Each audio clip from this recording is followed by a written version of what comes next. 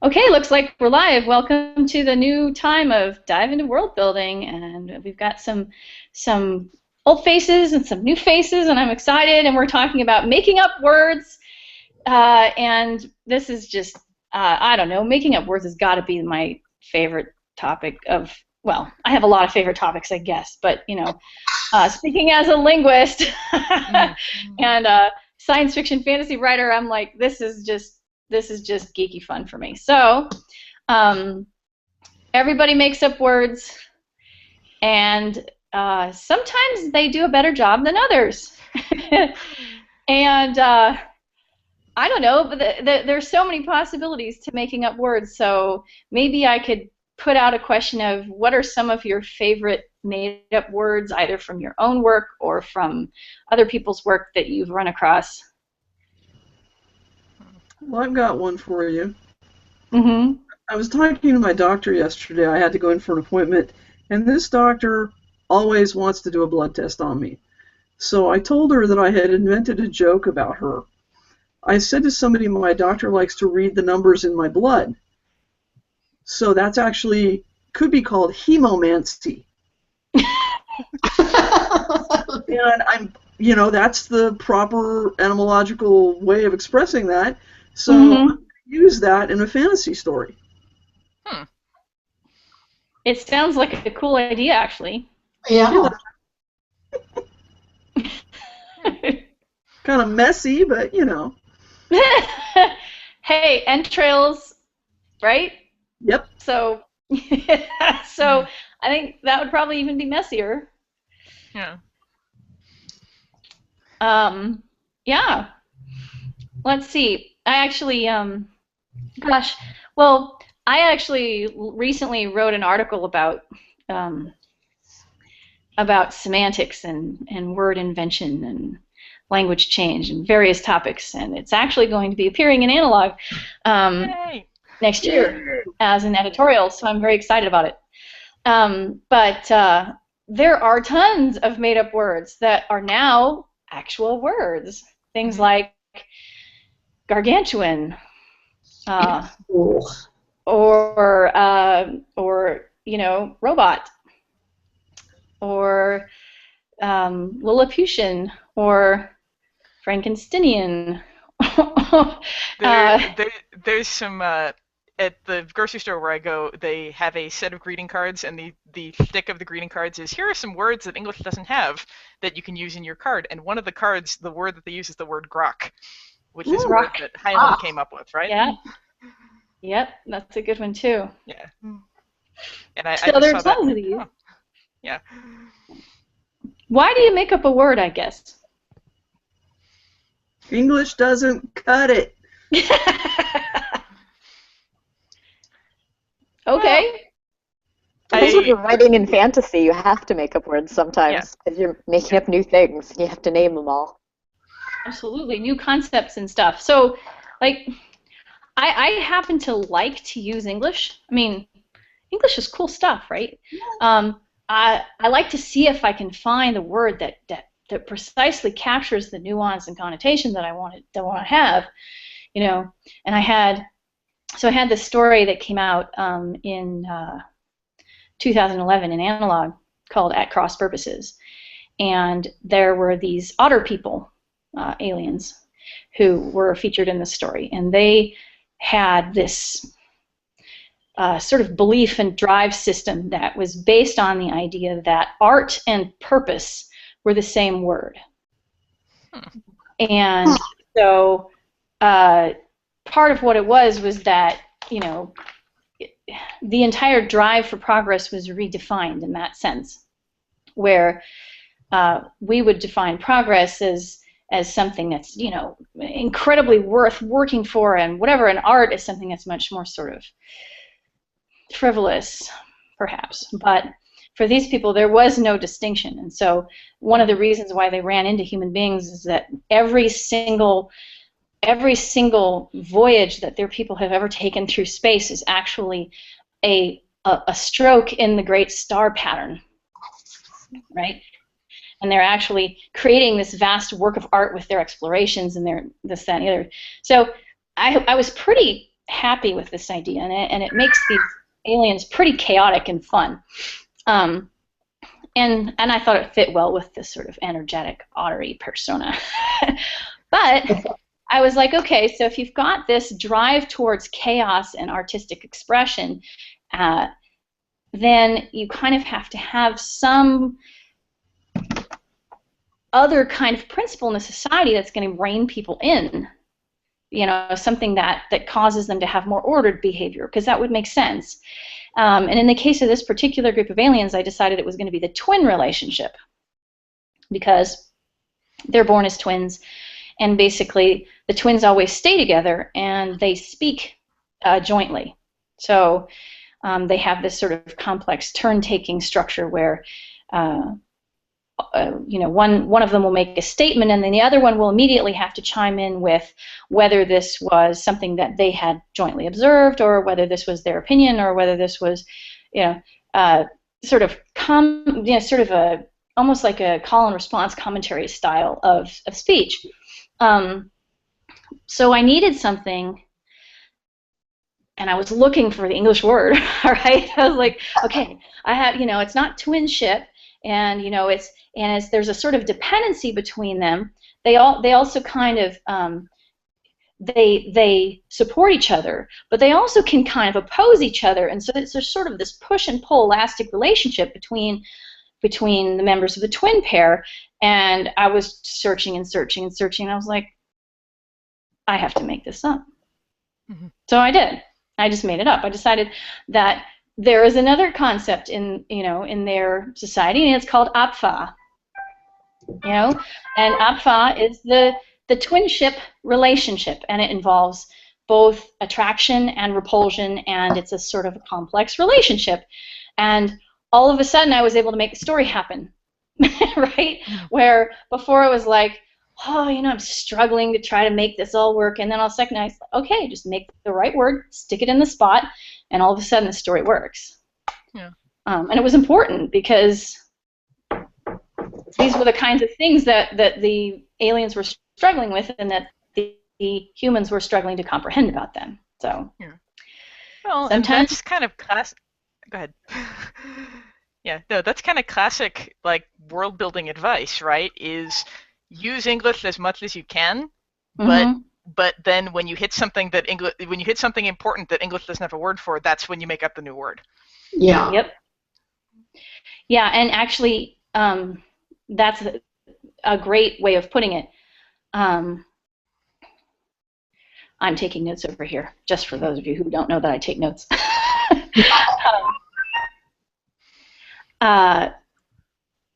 There's no point in renaming something that everybody already knows what it is. Yeah. Well, that's the smurp thing, right? It's like the sci-fi joke about the man riding on his smurp, which is exactly like a horse, except we don't want to say it's a horse. Yeah, exactly. A horse that we can't call a horse, or, you know, a rabbit that we can't call a rabbit. Mm-hmm. It was funny because I read a guy. I believe it was actually on the Analog Forum a long time ago, after a story of mine had come out. Actually, no, it was not on the forum. It was on his own blog. But anyway, so he was talking about, well, you know, how ridiculous it was that I had grouse on this planet. You know, everything else was alien except that there were grouse on this planet. And I'm like, you're kidding me, right? You didn't think that was a translation? Rough translation of, you know, smallish bird of, you know, grouse-like characteristics. Yeah, small game bird. Yeah, small game bird, you know, not super flight-oriented, whatever, you know, but, like, it was funny, because it was like, you know, oh, the ultimate transgression, you know, she put an Earth bird on this planet, and I was like, really? I've seen some authors that, like, put in a disclaimer with that, like, so I'm calling these grouse, but they aren't, like, in a novel. The sort of author note is, so you've never been to this planet, so just to put the right sort of thing in your head. Yeah. Well, precisely. Well, I mean, so I call it the translation problem, right? Yeah. To some extent, it's everything, like, at least in this particular story, nobody in the story speaks English at all. Yep. Everybody in the story, the main point of view character is an alien. He's speaking his alien language with the human guy who's also speaking his alien language. Like, nobody's speaking human languages in this story. Mm-hmm. It's just that I kind of have to write the story in English. Yeah. Or we don't have a relationship between me and the reader anymore. Yep. Right? Yep. So, you have to be able to use English. Mm-hmm. And the more English you use, the easier it is for the reader to connect with the story and not feel alienated. Yeah. I think when you have categories of things that you're naming, like animals, say, where there's grouse, but you also have, and they're obviously some sort of bird that aren't actually grouse, and it's a translation issue. But if you name another particular animal that's a new animal and that's important to your story, and then you go back to naming all the rest of the animals in English, that's, I think, when we lose readers sometimes, where they're like, wait, this one got a name and this one didn't, and it's that categorization. It's when they all fall under the same. Yeah. Yeah. Well, Yeah. and then you have George R. R. Martin saying, "I'm not going to have alligators in my story. I'm going to have lizard lions." Yes. For no particular reason. Yeah. Well, and sometimes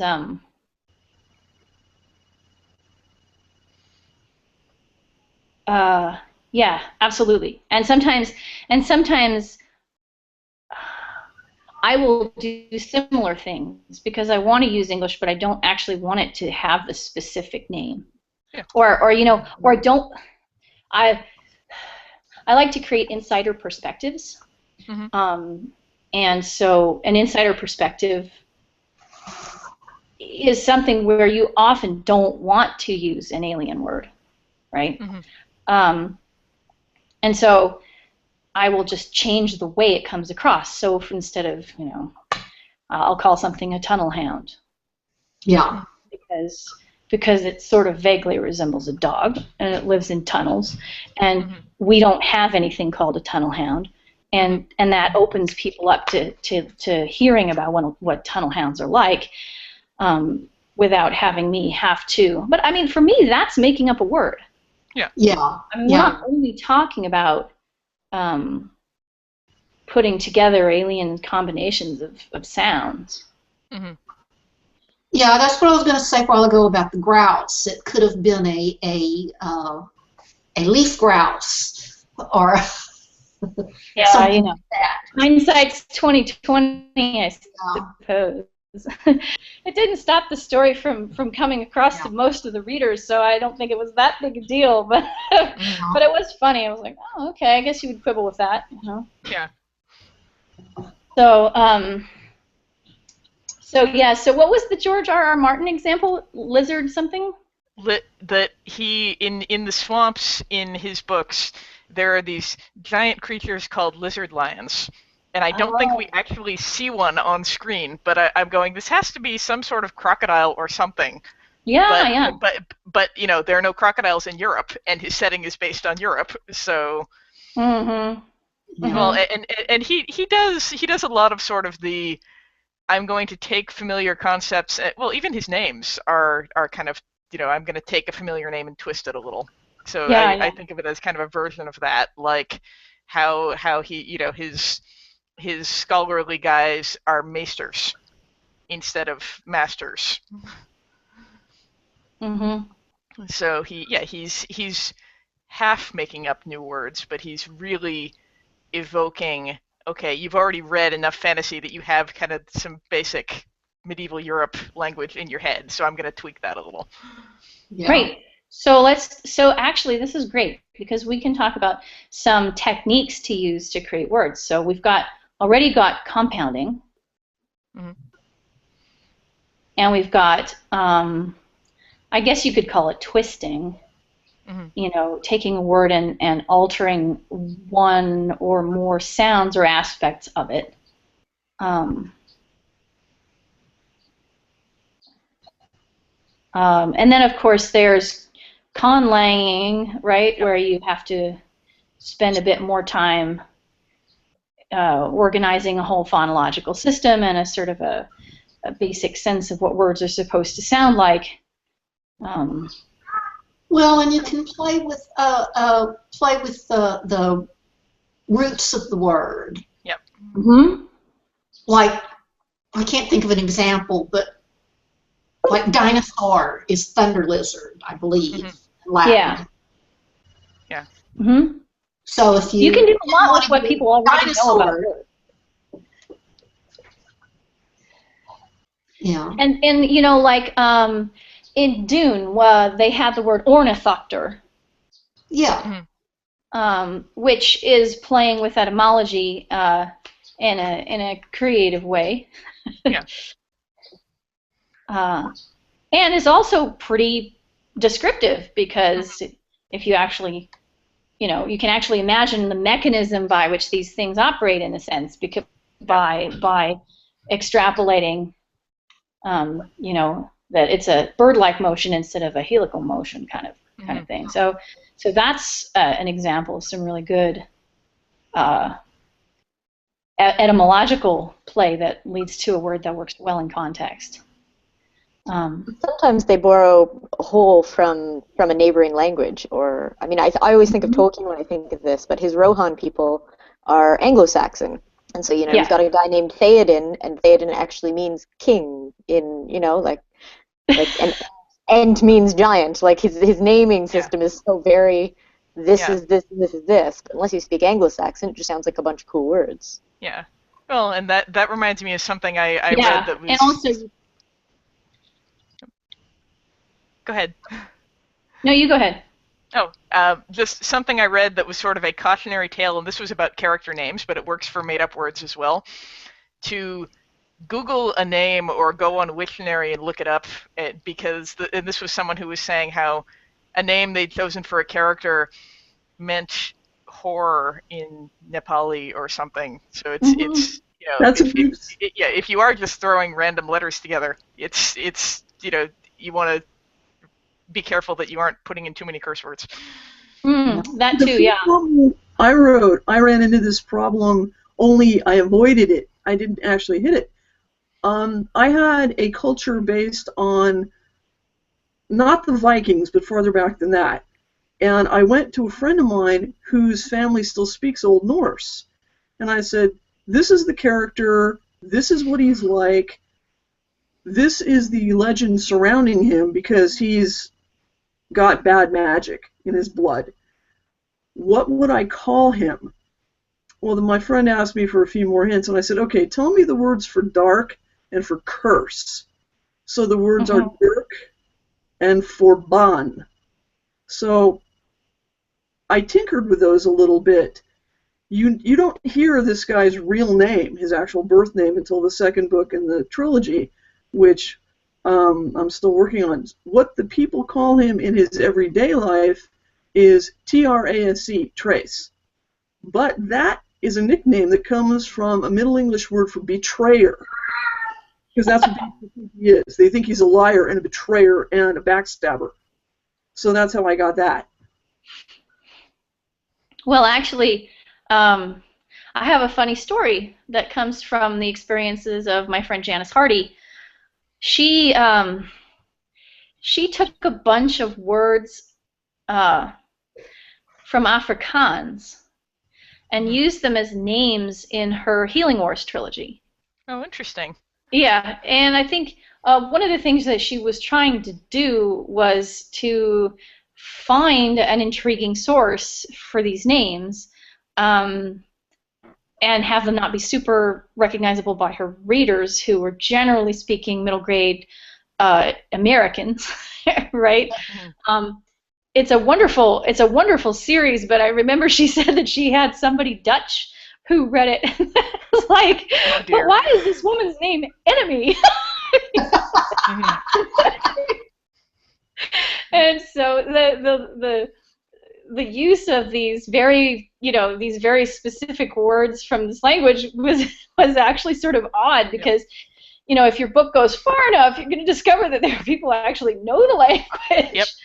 I mean, I don't suppose damaged her enjoyment of the story that much. But I remember Janice kind of going, "Oh wow, I wasn't kind of expecting that," Yeah, even though well, she had deliberately, made that connection. She wanted to give her a name that was like enemy, right? It's like the old school morality plays where there's every man and then there's all the vices all named on stage right there.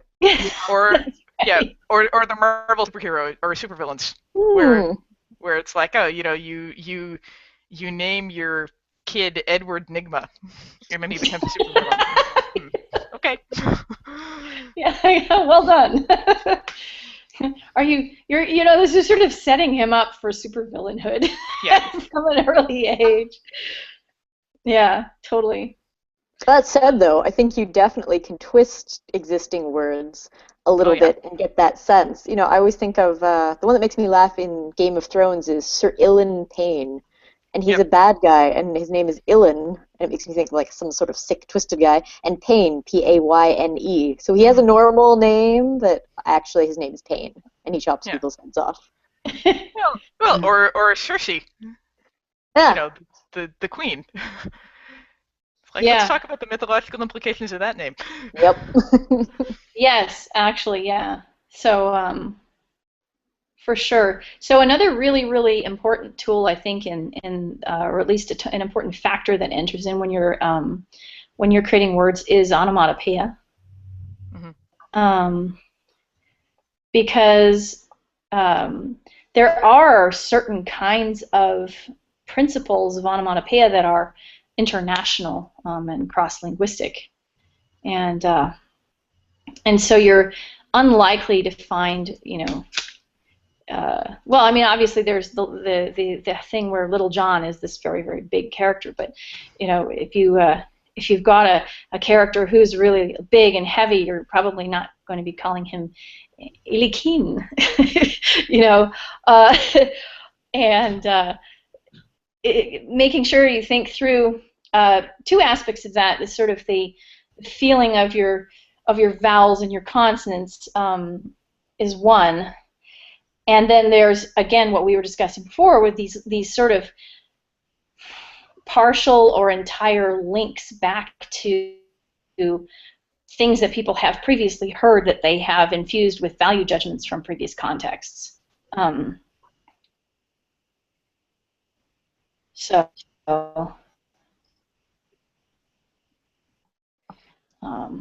you want to make sure that you're thinking through. Oh, I don't know. I mean, like Voldemort always comes to mind. Yeah.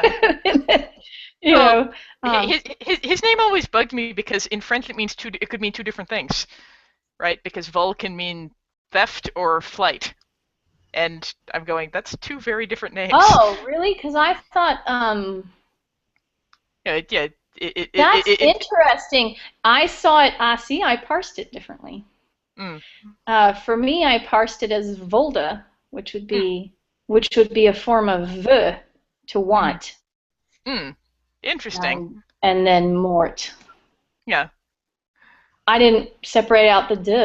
It's kind of interesting.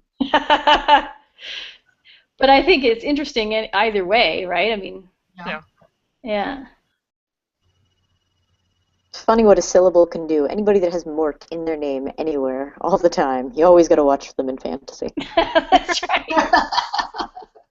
Yeah, I have a character whose name is Nicantor, and there is a sort of he's a bad guy, and I don't know how.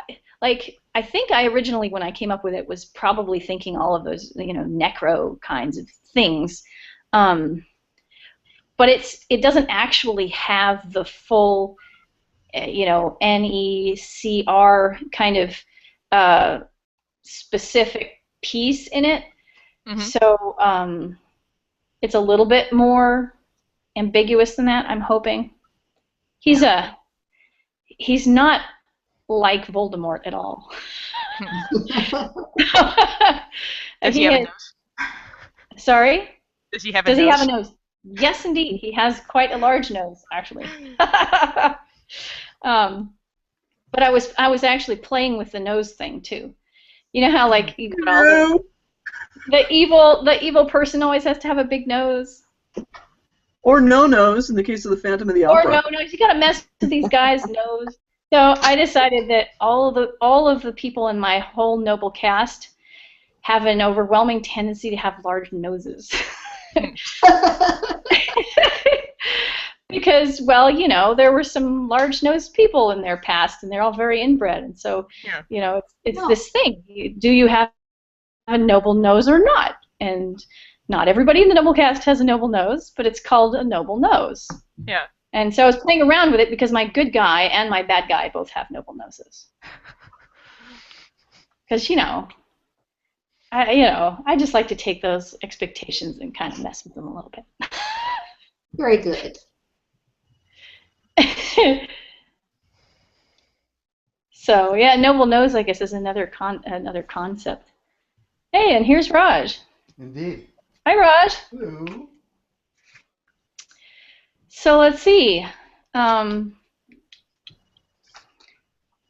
any of you made up new words recently? Oh, I've got one I'm struggling with, but it's somewhere somewhere in the realm of clan, family, house. Mm-hmm. But none of those are quite right, and it's right in there somewhere. Mm-hmm. You know, it makes me think there was it's another one of these things where sometimes the story just demands that you take a glaring hole that English won't fit into and then create something to stick in there. There was a story in Clark's World back in March by Ursula Le Guin, and she had this very complicated family structure that she kind of laid out, and she had to give it a name because, you know, there was no other way of capturing this concept. She had to spend a whole bunch of time creating the concept. You might as well, you know, make your own name for it. So are you gonna make up a name? Do you think, Glenda? Well, if it's made up, it's got to have some, or it's a secondary world, but it would have to have some real language root. So if not English, it's going to have some other language root in it. But it can't be totally made up. That's sort of what I did in the story that I've just finished now. I have these creatures that are rather cat-like, but the people that found them are Norwegian. And so they called the initial creatures before they started transforming them skogcats, the forest cats. And that's just the word in you know, that's the Norwegian word for it. And then as they were converted to something more, you know, kind of up-level animals, the person that did that started calling them Treggles, which is means forest gold, because he's the gold of the forest.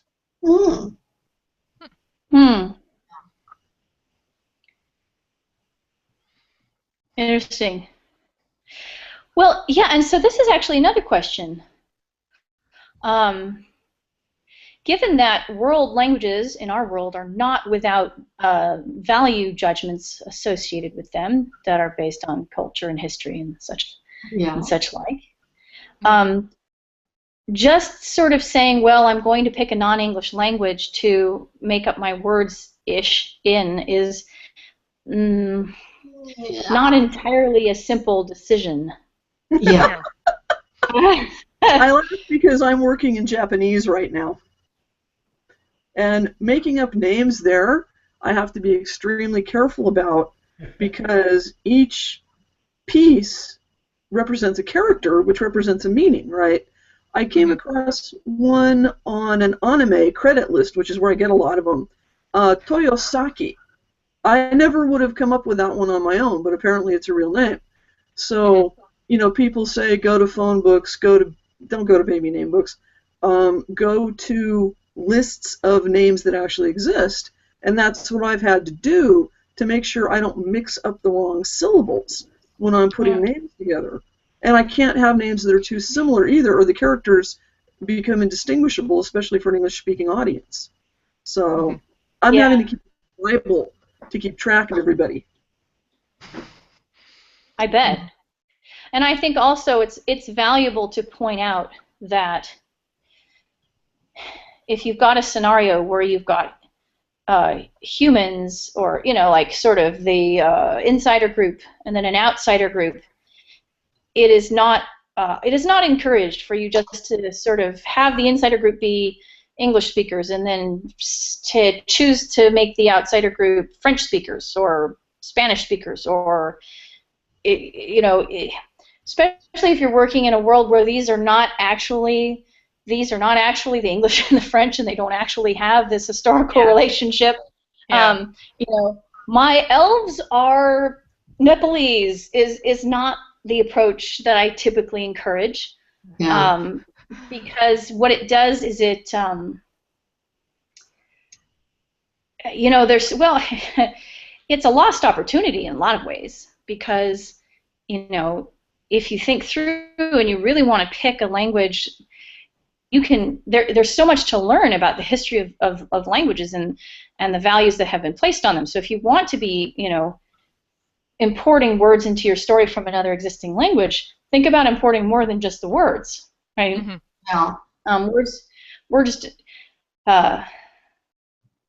Words are not context free. Yes.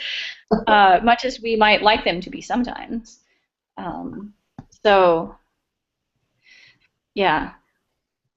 At what point do we be careful not to cross the line of cultural appropriation, though? Yes. Well, cultural appropriation, I think, is one of the things that we also have to watch out for. But, I mean, are you thinking of a specific kind of scenario? Well, I've just been seeing more articles recently where people are objecting to cultural appropriation and drawing boundaries on it.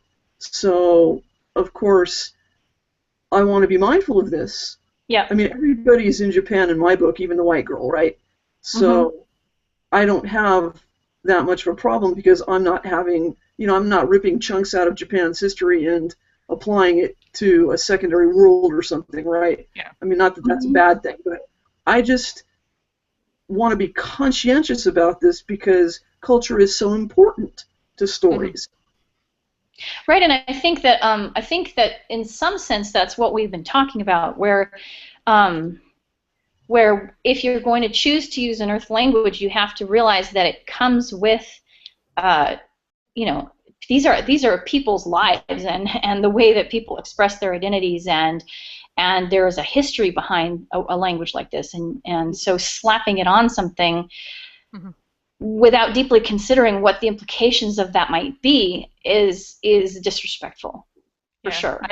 I've read in a couple of different places people sort of asking the question that you were asking a second ago, Lillian, and one of the answers that pops up seems to be, if you're concerned, if you want to incorporate elements of a culture into your story, have people from that culture be beta readers. Because that's a pretty good way to if somebody from the culture comes back and says you're getting this wrong, or here are some stereotypes you should probably know about, then that's definitely in the right direction. Because it's often done with the best of intentions. I mean, I always think of J.K. Rowling and Harry Potter. I don't know if you've seen that the lovely rant somebody does about the Cho Chang. Oh, the Cho Chang rant, yeah. Yeah, and it's just like, oh, and you can and I'm sure there was the best of intentions when J.K. Rowling was like, I'll make a really diverse school, except for, oops, she didn't beta test the diversity pieces, and all of a sudden she's offended people. There was a really good panel at World Fantasy Con this weekend where they discussed whether it's a good idea to push that diversity, how you incorporate diversity into your stories, because on the one side, if you don't try to incorporate a diverse world, and you can do that through linguistics so easily, then you're contributing to cultural erasure, and that's a big problem. But then if you do try to incorporate it, then you're running the risk of cultural appropriation, and so you're sort of damned on both sides. And so it's a really tricky discussion, I think. Well, on the other hand, I mean, I think Yeah. Well, I mean, I think that the intent is not. I mean, it's hard to separate out intent and effect, both of which have validity, right? So, let's say that somebody came into something like this with the best of intentions, and something went awry, and their effect was that they upset people. I don't think it's helpful either to deny that the person had good intentions, or to deny that people were hurt by it. Yeah. Personally, I think that we're in a place historically where talking about these mistakes and the kinds of things that can happen is just as valuable as I mean, I think in a way we're taking baby steps, and we have to make some mistakes so that change occurs. I totally, I feel very strongly about the whole cultural appropriation thing. So, being respectful and making sure that you have people from a culture to check your work, that's something that's really important. Yeah. And also, coming back not just to borrowing words from other languages, but people in other cultures make up their own words too. Yeah. And they will often make them up in different ways from the way that we would make them up. Mm-hmm. So, like, anime is a place where tons and tons of words are being made up. And I find it lovely to look at, because in a way you can learn so much about the way that the Japanese conceptualize their own language and the way that they create words when they create words. Mm-hmm. So I think there's some inspiration to be gleaned there. Yeah.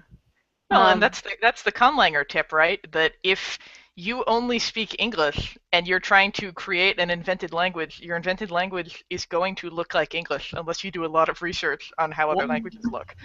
Yep. And you know what? I think there's a certain value in recognizing, or at least deciding, whether you want it to look like English or not. Yeah. Right? Yeah. Because like when I started making up names and things for my Varan world, I was like, what do I want the Varan language to kind of be like? Well, I decided I didn't want it to be grammatically like English, but I wanted it to be very pronounceable by English speakers. Yeah. Right? And so that put some particular types of constraints on if I invented a word, what it would look like, and how it might be pronounced, right? So it's interesting, and it was very interesting actually when Soul's Bargain came out in July, to see how the podcast reader interpreted some of the words that I had created. Yeah. Because there's always that question, right? You have this, as the author, you have this really clear idea about what this word is and what it sounds like and how it's used and all this kind of stuff, and all of a sudden it's out there and somebody else has got a hold of it. Yep. And it may not sound the same at all. But I find that actually more delightful than problematic. So if you pick up a story by me and you find a word and you don't agree with how that's going to be pronounced, it's really okay. Yeah, I think that's one of the inevitabilities of letting your darlings out into the world too. Like I ran into that with my first writing group, where they started talking about the characters in my first chapter, and I'm going, but that's not how you say her name. Her name isn't pronounced that way. I'm like, well, I either need to change the spelling, or I need to accept that is how people are going to pronounce the name. Yep. Yeah. Not like when your teenagers start dating and you can't stop them. You're going to go out with. Yeah. I have two boys. Yeah. So like I did have one character whom I deliberately added an accent to, and accents. It's okay, Reggie. Hi, nice to have you. Accents and apostrophes are things that I kind of like to avoid, just because they're sort of stereotypically sci-fi fantasy goofy, overused, one would say, or have been overused in the past. Yeah. Though, I mean, I think they can be perfectly well used as long as they're used systematically. Yeah. I think, for example, the way that Anne McCaffrey used the hyphenated honorific names in the Dragon books. Yeah. Great. That doesn't worry me at all. I don't care about that stuff. But it clearly hasn't been the purpose. But like, you know, when I was first making up names for the Varan books, when I was, you know, a real beginner at this, like literally when I was like 13, I started making up names for those, and everything had an accent on it. There was a certain point I was like, okay, there will be no accents, and so having decided on this, you know, on having gotten to this conclusion that there should be no accents, then at the point where I realized, oh shoot, you know, I have a character and everybody's calling her Catten as though her name was rhymed with satin fabric, and I thought, that's so not her name. I can't have somebody whose name is like the fabric. Okay, fine. So I put an accent on the second syllable because her name was always supposed to be Katin. And, you know, it's funny how that stuff actually makes a really big difference, but it changes the whole feel of the name, right? Yeah. I mean, we're back to that onomatopoeia or resemblance to existing words that gives you a very specific type of association with Right. the name or a made-up word. And if you really don't want that association, you have to counter it deliberately. Yeah. Well, that's the dichotomy, because you've got how it sounds in the reader's mind, but then you've got how it looks on the How it page, looks. too. Yeah. And that's where you have to, you gotta meet in the middle on some of what you want. Yeah, I have a character whose name I have just resigned myself is going to be pronounced wrong because I can't find a reliable way to spell it that I like the look of. Yeah. Because the character's name, right now I'm spelling it Joed, and it's 2 syllables. And all my beta readers were calling him Jode. And I'm like, his name isn't Jode. And I can put an apostrophe or something in it, but I don't like how that looks. So I'm like, he can just be Jode to half my readers. It's cool. He's going to be Jode. I wanted to add about cultural references, especially writing for primarily an American audience, which is that a lot of Americans, a great deal of Americans, don't realize there are any other cultures. And I think there's a valuable service that we can do that's helpful to at least expand the horizons of people's minds, to show them that there are other ways of living and other viewpoints in the world. Yep, that's true. Though once you start going that direction, you start getting into the question of is having, you know, white, green, and blue people diversity. Yeah. One can argue that really it's not. Yeah. But yeah, so there are definitely a lot of complex issues surrounding that, and that's a whole other hour's discussion. Yes. But one I think that it would be really interesting to talk about. I'm going to just put diversity up in my notes for future topics. Hey, Juliet. Mm-hmm. Before time runs out, I just wanted to throw one thought in there. Absolutely, go for it. When creating language, something that I find really entertaining, really enjoyable, is degrees of intimacy.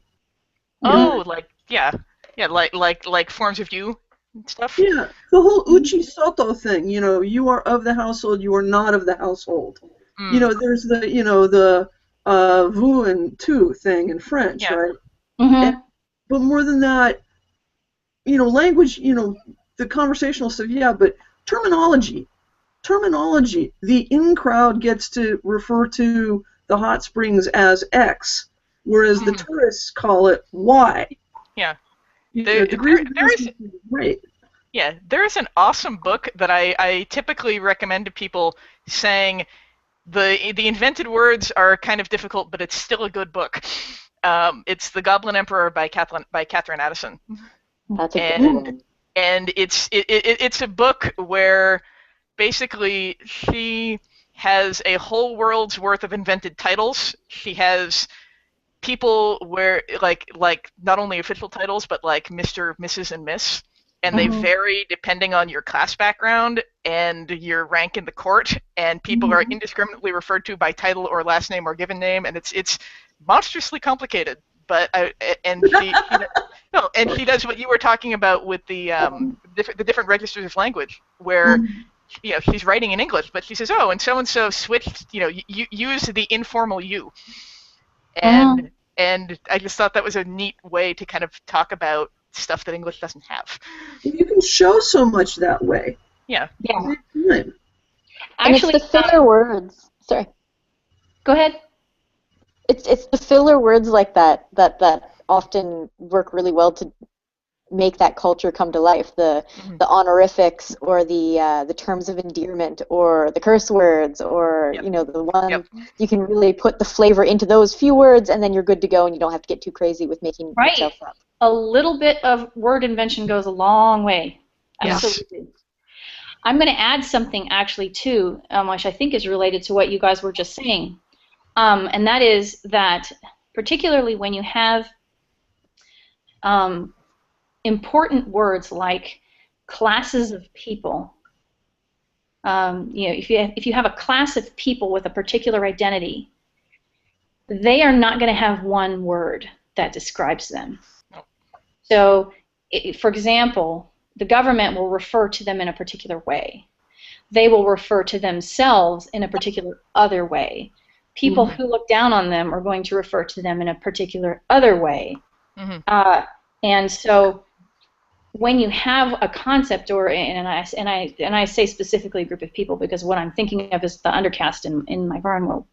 But what you have is you have these various terms that people invent to refer to this group of people, and these are fraught with all the kinds of social value judgments that we see in our world. So, there's going to be an official name for them, but there's no way that they would refer to themselves with the official government's name for them, because it's a whole. I mean, it's a vast cast of people. It's not like it's their. I mean, it's kind of treated as though this is their family name, but really, it's not their family name. Well, and official names are contentious too. Look at the census categories. Well, exactly, and then within this group, why would you ever refer to anybody as that? Because everybody in the group is that, right? You wouldn't even refer to that. You would only refer to yourselves as a group of people if you wanted to contrast it with other people who might not understand you or whatever. And then you get into the derogatory terms, and like there's all kinds of complexity. So it's valuable to think about social distinctions, not just in the sense of, well, it's fun to have honorifics or whatever, but to say, when you have these key categories inside a society, there will be formal and informal names for them, or insider and outsider names for them, and derogatory and derogatory and intimate and complimentary names for them, and that's another sort of I guess it's like another sort of axis of complexity to consider when you're getting into the making up names project. So yeah, I could so just so that makes any sense, I'll make it a little bit more concrete. So the name of the caste is Acrobiti. That's their official caste name. They're referred to by people above them as undercast. That's one way that they're referred to. It's sort of a relatively value-neutral way of referring to them. They refer to themselves as patient folk, and that's for sort of historical and folkloric reasons. And then, of course, there are people who call them just trashers. Yep.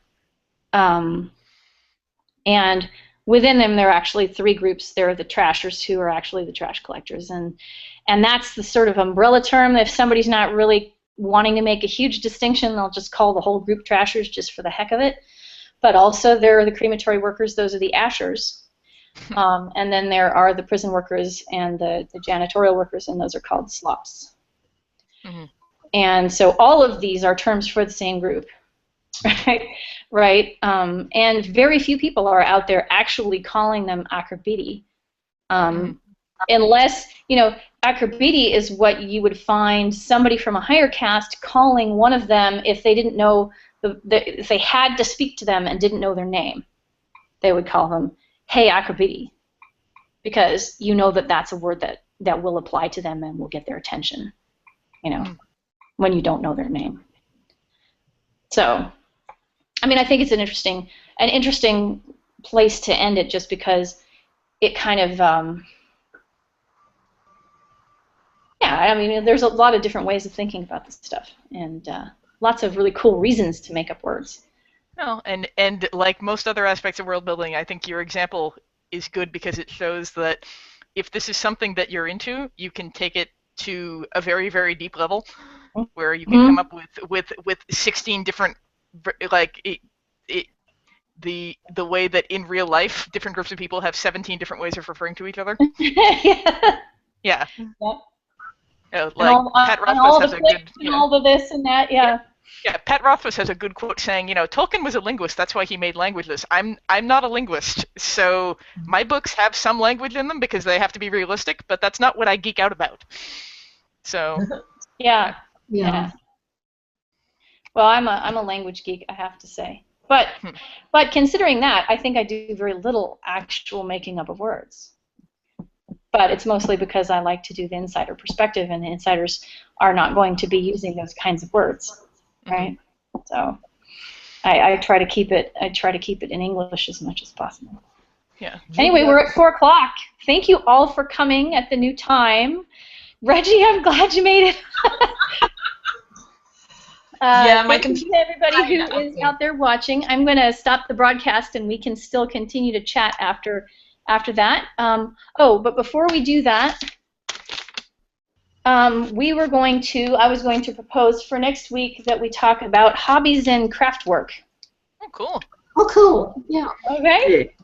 So that will be our topic for next week, and we will meet at this same time next week, so Wednesday at 3 p.m. Pacific.